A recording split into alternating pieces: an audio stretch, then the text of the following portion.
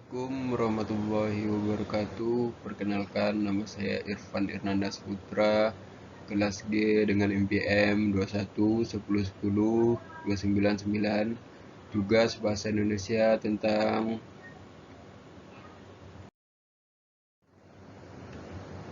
pedoman umum ejaan bahasa Indonesia. Yang pertama, kita memasuki pemakaian huruf. Pemakaian huruf terdiri dari yang A, huruf abjad. Huruf abjad merupakan kumpulan huruf berdasarkan urutan yang melambangkan bunyi untuk menuliskan bahasa. Huruf abjad yang dipakai dalam ejaan bahasa Indonesia terdiri dari atas 26 huruf yang terdiri dari A sampai Z. Yang B, huruf vokal. Huruf vokal adalah huruf yang melambangkan penulisan dan pengucapan vokal dalam bahasa Indonesia. Huruf vokal yang melambangkan vokal dalam bahasa Indonesia terdiri atas 5 huruf, yaitu A, E, I, O, dan U. Selanjutnya yang C, huruf konsonan. Konsonan adalah fonem yang dihasilkan dengan menggerakkan udara keluar dengan rintangan. Huruf konsonan yang melambangkan konsonan dalam bahasa Indonesia terdiri atas 21 huruf, yaitu B, C, D, F, G, H, Y, K, L, M, N, P, Q, R, S, T, V, W, X, Y, dan Z. Selanjutnya, yang D, huruf diftong. Diftong adalah gabungan dari dua huruf yang menghasilkan bunyi rangkap. Di dalam bahasa Indonesia terdapat 4 diftong yang dilambangkan dengan gabungan huruf vokal, yaitu AI, AU, EI, dan OI. Selanjutnya yang E, gabungan huruf konsonan. Gabungan huruf konsonan adalah huruf konsonan yang terdiri dari dua konsonan yang bergabung dan melambangkan satu bunyi konsonan. Gabungan huruf konsonan KH, Eng, nya, dan si masing-masing melambangkan satu bunyi konsonan. Slide selanjutnya, F, huruf kapital. Huruf kapital adalah huruf yang berukuran dan berbentuk khusus, lebih besar daripada huruf biasa. Biasanya digunakan sebagai huruf pertama dari kata pertama dalam kalimat. Huruf pertama nama, diri, dan sebagainya. Huruf kapital dipakai sebagai satu. Huruf kapital dipakai sebagai huruf pertama awal kalimat. Yang kedua, huruf kapital dipakai sebagai huruf pertama unsur nama orang termasuk julukan. G, huruf miring. Huruf miring adalah huruf yang tercetak miring dalam terminologi tipografi disebut italik. Huruf italik ini biasanya digunakan untuk memberikan penekanan pada sebuah kata. Huruf miring dipakai sebagai satu. Huruf miring dipakai untuk menuliskan judul, buku, nama, majalah, atau nama surat kabar yang dikutip dalam tulisan, termasuk dalam daftar pusaka. Yang kedua, dipakai untuk menegaskan atau mengkhususkan huruf, bagian kata, atau kelompok kata dalam kalimat. Yang ketiga, dipakai untuk menuliskan kata atau ungkapan dalam bahasa daerah atau bahasa asing. Yang H, huruf tebal. Huruf tebal adalah huruf yang ditekankan atau huruf yang sengaja dicetak tebal atau berat. Huruf tebal biasanya juga disebut sebagai huruf fat, namun kita lebih sering menyebutnya dengan huruf bold. Huruf tebal dipakai sebagai satu, dipakai untuk menegaskan bagian tulisan yang sudah ditulis miring. Yang kedua, dipakai untuk menegaskan bagian-bagian keterangan seperti judul buku, bab, atau sebagainya.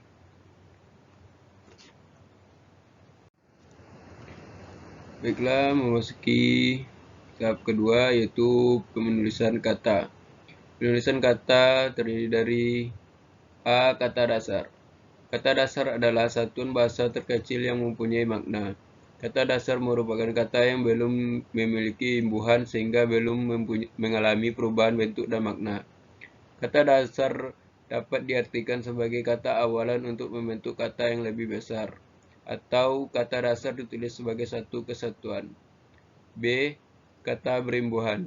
Kata berimbuhan adalah kata-kata dasar yang mendapatkan imbuhan berupa awalan, akhiran, sisipan, dan awalan sampai akhiran. Imbuhan sendiri berfungsi untuk menambahkan arti atau maksud dari kata-kata dasar yang diberi imbuhan tersebut. Kata berimbuhan ditulis sebagai bentuk terikat tertulis serangkai dengan kata yang mengikutinya. Baiklah, yang C, bentuk ulang. Kata ulang adalah bentuk kata diperoleh melalui proses reduplikasi atau pengulangan baik secara keseluruhan, sebagian, maupun perubahan. Bentuk ulang ditulis dengan menggunakan kata hubung min atau kurang di antara unsur-unsurnya. Yang D, gabungan kata. Gabungan kata juga dimaknai ketika suatu kata terdiri atas kata awalan dan diberi akhiran.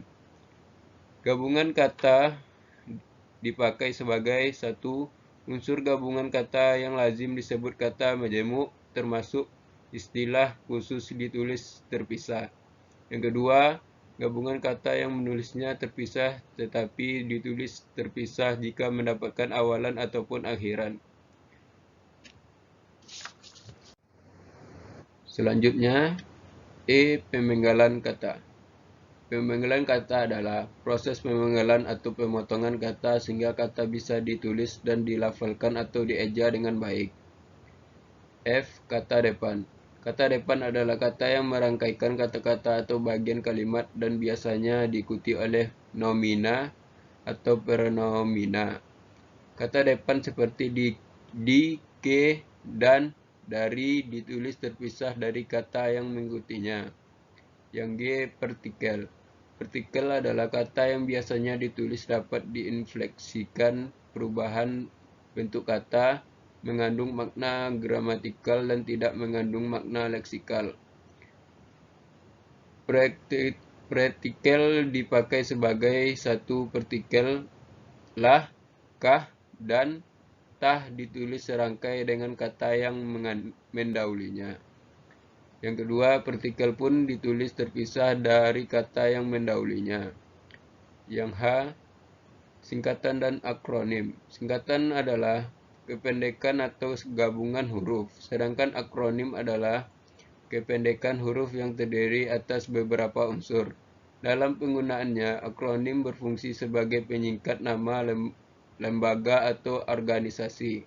Akronim bisa ditulis dengan huruf kapital atau huruf biasa, tergantung konteks kata yang akan digunakan. Singkatan dari akronim dipakai sebagai satu singkatan nama orang, gelar, sapaan, jabatan, atau pangkat diikuti dengan tanda titik padu setiap unsur singkatan itu. Selanjutnya, I. Angka dan bilangan. Angka adalah simbol digit atau beberapa digit yang digunakan untuk melambangkan suatu nilai bilangan. C. Kata ganti. Kata ganti adalah jenis kata yang menggantikan nomina atau frasa nomina. Kata ganti dipakai sebagai kata ganti ku dan kau ditulis serangkai dengan kata yang mengikutinya. Sedangkan kata ku, mu, dan nya ditulis serangkai dengan kata yang mendahulunya. Selanjutnya, kata sandang. Kata sandang merupakan jenis kata yang tidak mempunyai makna secara khusus. Kata sandang dipakai sebagai kata si dan sang ditulis terpisah dari kata yang mengikutinya. Yang ketiga yaitu pemakaian tanda baca. Pemakaian tanda baca terdiri dari A. Tanda titik, B. Tanda koma, C. Tanda titik koma, D. Tanda titik dua, E. Tanda hubung, F. Tanda pisah, G. Tanda tanya, H. Tanda seru, I. Tanda elipsis, J. Tanda petik, K. Tanda petik tunggal, L. Tanda kurung, M. Tanda kurung siku, N. Tanda garis miring, dan O tanda penyikat atau apostrof. Yang keempat, penulisan unsur serapan. Penulisan unsur serapan biasanya masih menggunakan bahasa asing, namun tetap dipakai dalam konteks bahasa Indonesia. Unsur asing tersebut sudah diserap dan disesuaikan ke dalam bahasa Indonesia, sehingga sering digunakan dalam kehidupan sehari-hari. Baiklah, sekian penjelasan dari saya. Kalau ada kekurangan dan kata-kata yang kurang jelas, saya mohon maaf. Saya akhiri dengan Assalamualaikum warahmatullahi wabarakatuh.